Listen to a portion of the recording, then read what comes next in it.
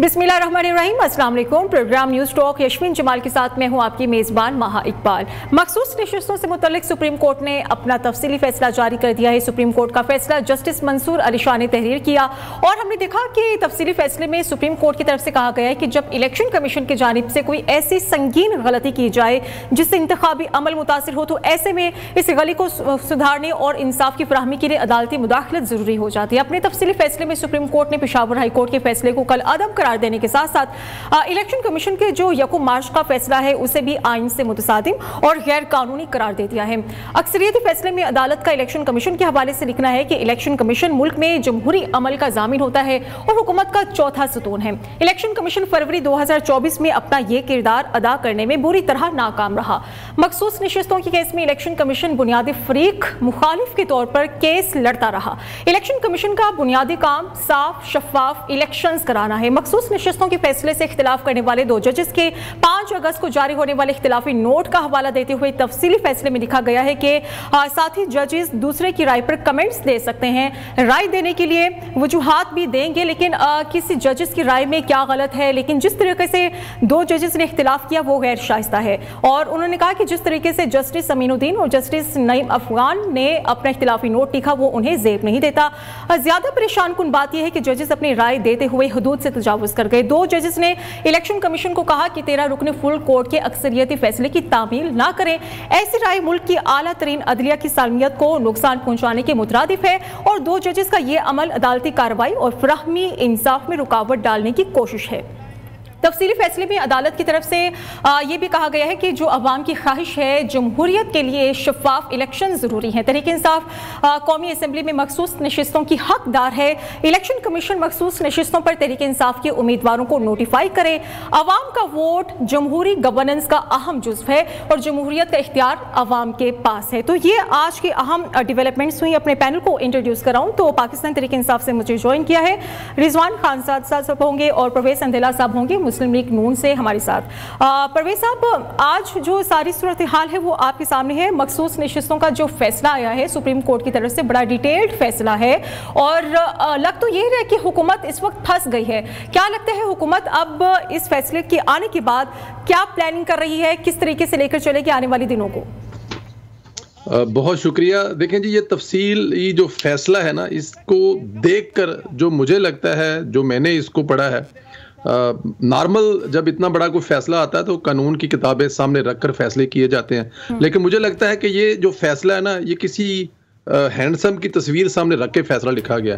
देखें, इसमें आइन का किसी जगह पे तो जिक्र कोई है नहीं है कि अगर ये महसूस सीटें जो कि पाकिस्तान पूरा एक साइड पे है, वकला एक साइड पे हैं, इवन के वो दलाइल देने वाले वकला भी एक साइड पे हैं, इवन जो उनके अपने वकील थे पाकिस्तान तहरीक इंसाफ के जिन्होंने इलेक्शन लड़वा सलमान रखकर, वो भी एक साइड पर थे। जब उनसे जजेस सवाल कर रहे थे कि ये सीटें तहरीक इंसाफ को देनी चाहिए या जानी चाहिए, तो वो भी कह रही थी कि तहरीक इंसाफ की जो सीटें बनती नहीं है, क्योंकि तहरीक इंसाफ ने तो इलेक्शन लड़ा ही नहीं है। एक जमात के तौर पर इलेक्शन लड़ा तो तहरीक इंसाफ को ये सीटें कैसे मिल सकती हैं? हाँ, सुन्नी इत्तेहाद की सीटें जरूर हैं। तो अब इसके बावजूद वो सीटें पाकिस्तान तहरीक इंसाफ को देना और उस पर जिद करना, और आप ये देखें कि अदारे की साख जो है वो मेरे ख्याल में 8 जजेस जो उन्होंने दाव पे लगाई हुई है कि ये अब इस पूरे जो फैसला है जिसका अभी जिक्र हो रहा है, इसमें किसी जगह पे किसी कानून की, किसी आइन की, किसी शिक का नहीं बताया गया कि ये किस कानून के तहत दिए गए हैं। जब एक पार्टी नहीं है, एक पार्टी का इंतहाबी निशान नहीं है, उसने इंतहाबी निशान पे इलेक्शन लड़ा नहीं है, उसने सीटें जमा करवाई नहीं है, तो तमाम चीजों के बावजूद ये सीटें दे देना और उस पर आखिरी दम तक अड़े रहना मेरी समझ से बाहर है कि ये कैसे होने जा रहा है। और दूसरा ये देखें, इस पे इलेक्शन कमीशन तो पहले ही मतलब कि वो बता चुका है कि इस पे अमल दरामद इस पे हो नहीं सकता। फिर इस पे आप ये देखें जो बाकी दूसरे 2 जजेस थे, उनका जो अजाफी नोट था, उसमें हर चीज उन 2 अजाफी नोट्स में 2 जजों ने खोलकर सामने रख दी है कि क्या वो वजह है। और फिर जो पेशावर हाई कोर्ट का फैसला था जिसमें कहा गया था कि ये सीटें पाकिस्तान तहरीक इंसाफ की नहीं बनती, और उसको भी उन 2 अजाफी जो जज साहबान ने नोट लिखा उसमें बताया कि क्यों नहीं बनती। लेकिन आई डोंट नो ये 8 जजेस जो हैं इस बात पे संदेला साहब, फैसले में ये तो कहा गया है कि पाकिस्तान तहरीक इंसाफ एक सियासी जमात है और ये हकीकत है। फैसले में जो सामने आ रही चीजें, उन्होंने कहा कि ये आइन किसी भी सियासी जमात को इलेक्शन लड़ने से नहीं रोक सकता। अब ये फैसला तो आ गया, नून लीग क्या स्ट्रेटेजी अपनाएगी, किस तरह से इनकाउंटर करेगी इस तमाम तर सूरत हाल को? देखिए, ये किसी की ख्वाहिश हो सकती है और ये भी एक बात मानी जा सकती है कि पाकिस्तान तहरीक इंसाफ सियासी पार्टी है, लेकिन उसका एक तरीकाकार होता है। क्या दुनिया में किसी भी पार्टी को रजिस्टर्ड कराने का, फिर उसके अगर इलेक्शन होने हैं, फिर अगर उसके इलेक्शन ड्यू हैं, फिर उसको 2 महीने 4 महीने 6 महीने 8 2 2 2.5 3 साल पाकिस्तान तहरीक इंसाफ की अपनी हुकूमत रही है, लेकिन उन्होंने उस अपनी जमात का इलेक्शन करवाया ही नहीं है, तो फिर वो कैसे एक जमात हो सकती है? और फिर सुप्रीम कोर्ट का उसके ऊपर बाकायदा फैसला है।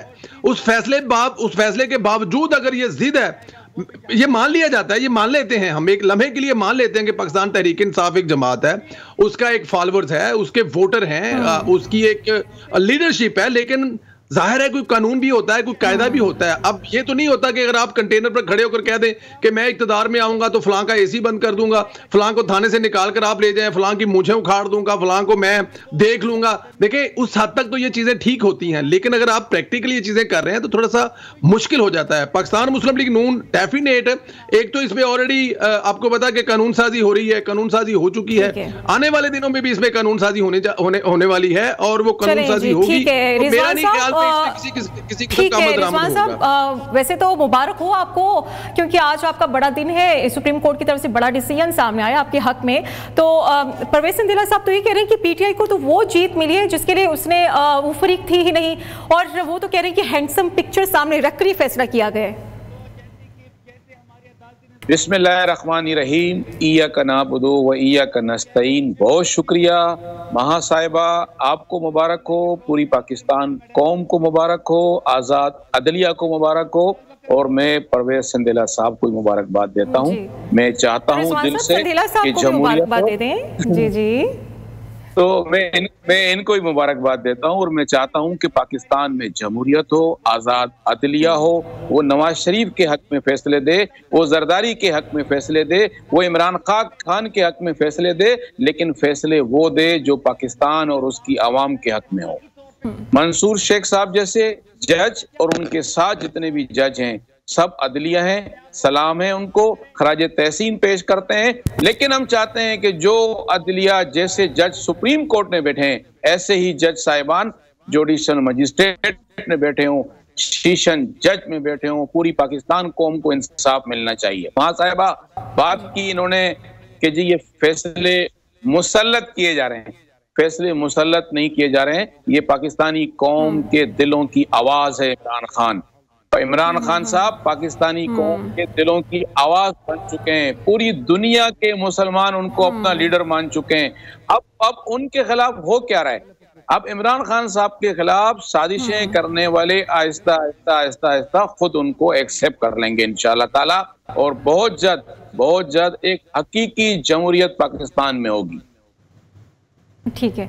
अच्छा रिजवान साहब, वैसे लगता नहीं है कि जब फैसला आपके हक में आते हैं तो फिर बड़े शादियाने बजाए जाते हैं, खुशियां मनाई जाती हैं, लेकिन जब फैसला आपके खिलाफ आते हैं तो फिर वही अदलिया आपको बुरी लगना शुरू हो जाती है। यही फैसला अगर लेट सपोज काजी फाइज ईसा की तरफ से आता तो फिर तब आपकी स्ट्रेटेजी क्या होती है? क्योंकि हम देखते हैं कि जब फैसला काजी फाइज ईसा की तरफ से किया जाता है तो फिर आप बड़े रो रहे होते हैं। देखिए जी, काजी फायद ईसा कोई इंडिया के चीफ जस्टिस नहीं है, वो भी हमारे चीफ जस्टिस हैं। बिल्कुल, हम उस अदलिया की इज्जत करते हैं जो इंसाफ करे, चाहे वो इंसाफ इमरान खान के साथ हो या नवाज शरीफ साहब के साथ हो, इंसाफ होना चाहिए। हम तमाम अदलिया की इज्जत करेंगे, और मैं तो ये कहता हूँ कि ये इंसानी इखलाकी एक हकीकत है, इलेक्शन कमीशन को इस्तीफा दे देना चाहिए इस फैसले के बाद। और हक में फैसला हो तो ही इंसाफ होगा। जी बिल्कुल, हक का फैसला ही नहीं है। आप खुद सोचती हैं आप कि पाकिस्तान तहरीक इंसाफ पार्टी नहीं है? 8 फरवरी को हमें लोगों ने वोट नहीं दिए, आप खुद बताएं हमें, हम पार्टी नहीं है? हम पाकिस्तान की सबसे बड़ी पार्टी है पाकिस्तान तहरीक इंसाफ। इमरान खान पूरी दुनिया के लीडर हैं, खाली पाकिस्तान तहरीक इंसाफ के नहीं, पूरी दुनिया के लीडर बन चुके हैं वो। आप तस्लीम करें ना उसको। अब अगर एक मिसाल है, अगर कोई ये कहता है कि जी नवाज शरीफ साहब नून लीग के लीडर नहीं है, तो कोई मानेगा इस बात? हालांकि शहबाज शरीफ साहब वजीर आजम जरूर है, लेकिन लीडर नवाज शरीफ है, वोट नवाज शरीफ का है, शहबाज शरीफ का नहीं है। तो ऐसे ही पाकिस्तान तहरीके इंसाफ पाकिस्तान की सबसे बड़ी पार्टी है। साहब, क्यों नहीं आप बानी पीटीआई को लीडर मानते हैं? क्यों नहीं इमरान खान को आप लीडर मानते हैं? मान नहीं लीडर।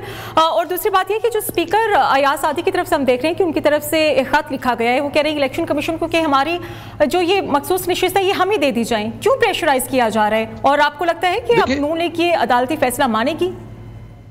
मैं पहले ये इमरान खान जो पूरी दुनिया के लीडर वाली बात है, इसको समझ लूं भाई अपने से कि इमरान खान साहब पूरी दुनिया के लीडर हैं।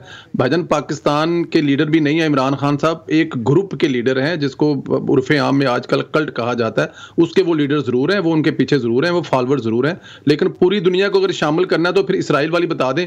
इसराइल इस वक्त देखें, इसराइल के अखबारों में छप रहा है कि इमरान खान साहब जो हैं वो इस बात में उन्होंने पहले भी कोशिश की और आने वाले वक्त में भी अगर इमरान खान साहब आते हैं तो इसराइल को तस्लीम करने के लिए या इसराइलियों के लिए वो नरम गोशा रखते हैं। और साथ में ये भी लिखा है कि इस वक्त जो पाकिस्तान में इस्टेब्लिशमेंट है और जो हुकूमत है वो किसी भी तरह से इसराइल के साथ किसी भी तरह के तलकात या नरम गोशा नहीं रखते। लेकिन अगर इमरान खान आते हैं या अगर इमरान खान की हुकूमत आती है तो फिर ये काम हो सकता है। ये इसराइली अखबार लिख रहे हैं। अगर इस लिहाज से अगर आप कह रहे हैं कि इमरान खान साहब दुनिया के लीडर हैं तो फिर मैं आपकी बात मान लेता हूं। अदरवाइज मुझे बता दें दुनिया में कौन सा ऐसा मुल्क है जो इमरान खान को लीडर करता है? सऊदी अरब के साथ इमरान खान से फड्डे करके गए हैं, तुर्की और मलेशिया को दरमियान में बिठाकर वो बेचारे वेट करते रहे कॉन्फ्रेंस के लिए, मीटिंग के लिए, इमरान खान साहब और पहुंचे नहीं है। सऊदी अरब के साथ इंडिया के साथ मोदी उनका फोन नहीं उठाता, तो वो कौन सी दुनिया है जिसके इमरान खान साहब लीडर है? अच्छा, अब दूसरी तरफ आ जाए जी, आप कह रहे हैं कि सरदार इयाज सादक साहब, मेरे ख्याल में सरदार इयाज सादक साहब की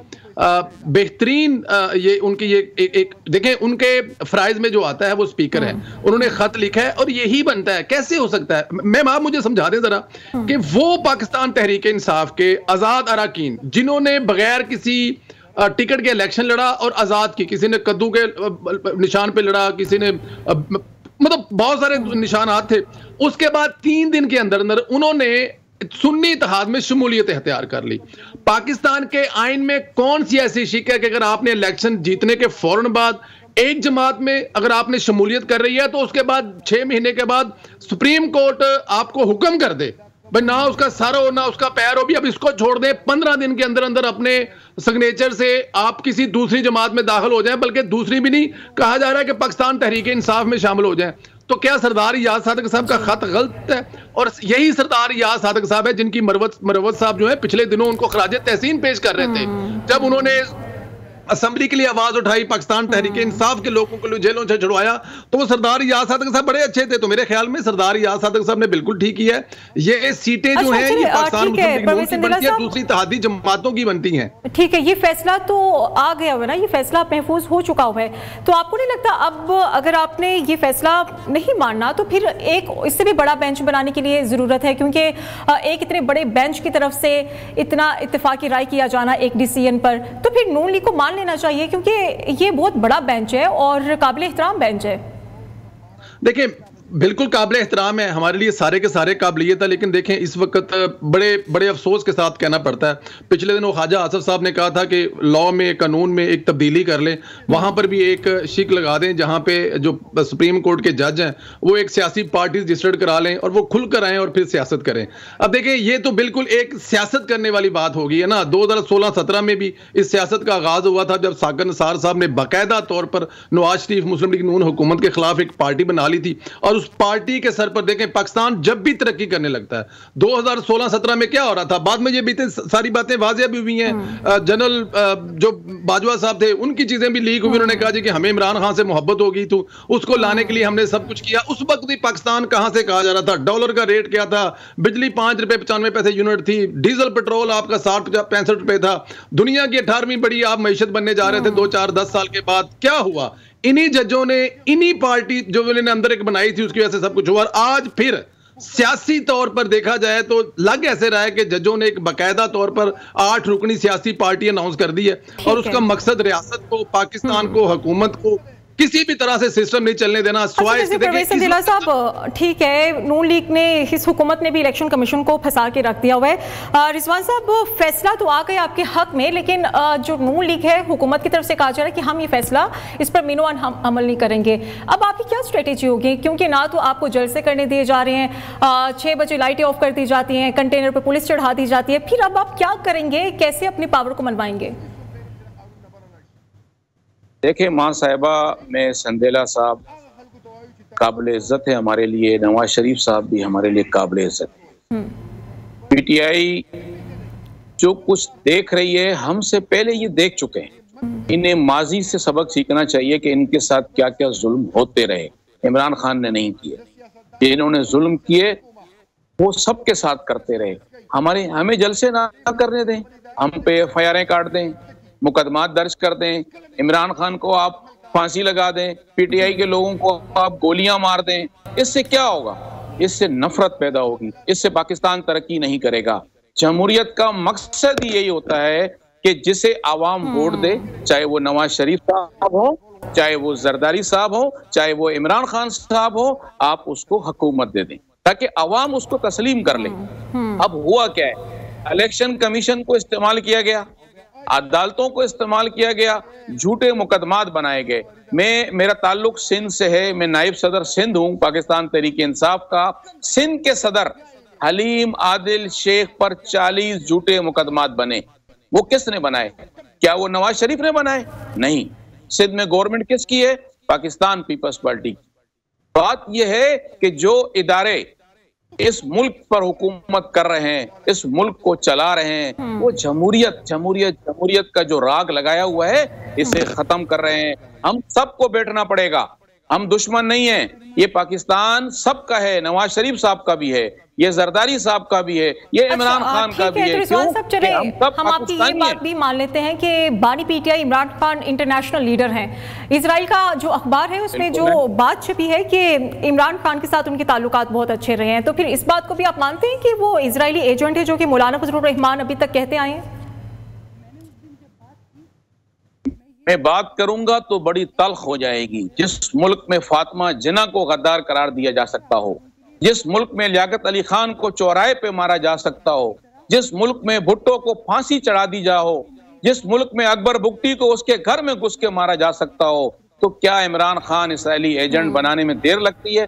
और बात जहां तक आती है अखबार की, कहता हूं उसमें उस साफी ने अपनी इज़ारे राहे दिए।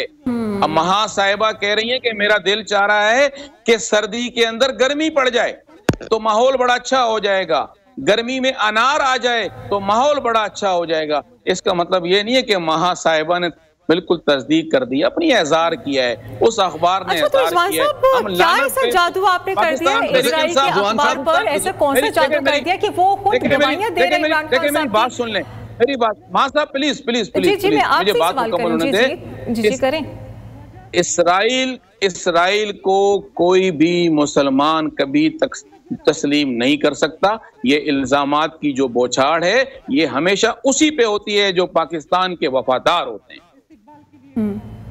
अच्छा, तो ठीक है, यही तो हम भी जानना चाह रहे हैं ना कि इजराइल पर ऐसा कौन सा आपने जादू कर दिया है, कौन सा मंत्र फूंक दिया है कि उसके अखबार में भी हम देख रहे हैं कि इमरान खान साहब की बातें हो रही हैं, चीख कर दुहाइयां दी जा रही हैं कि इमरान खान साहब आप हमारे पास आए, ताल्लुकात तो हमने ठीक करने हैं। देखिए, नहीं, ऐसी कोई बात नहीं है। ना पाकिस्तान तहरीक इंसाफ इजराइल को पसंद करती है, ना हम चाहते हैं, ना मिलते हैं, ना बानी पीटीआई ने कभी इसराइल के लिए इस तरह की बातें की होंगी। इसराइल को तस्लीम नहीं कर सकते, बल्कि मैं तो कहता हूँ कि इमरान खान साहब अगर इमरान खान साहब ये कह रहे हैं कि हम नहीं मानते इसराइल को, देखिए अगर इमरान खान साहब बाहर होते, वजीर आजम होते, तो आज इस पाकिस्तान का रुख अलग होता।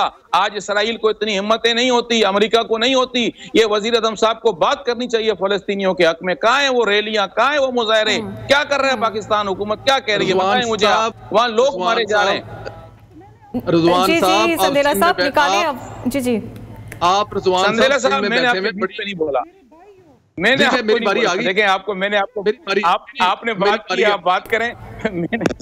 हाजिर आप सिंध बैठे हुए हैं, साईं बड़ी दूर बैठे हुए हैं, यहाँ के हालात कुछ और हैं। अभी आप गर्मी में सर्दी आने के लिए तो नहीं मान रहे कि गर्मी में सर्दी नहीं आ सकती, ना आप कह रहे हैं कि सर्दी में अनार नहीं आ सकता। सरकार ये वो मुल्क में जिसमें 12 मौसम आ सकते हैं। सरकार ये वो मुल्क है जो जर्मनी का बॉर्डर जापान से मिला देता है। सरकार ये वो मुल्क है जिसका वजीर आजम आवाज की रफ्तार से तेज ट्रेन भी पाकिस्तान में चला देता है, तो वहां पे सारा कुछ मुमकिन है। और दूसरी बात यह है कि जो आप कह रहे हैं कि अगर इमरान खान बाहर होता तो इसराइल को नाकों चने चबवा देता।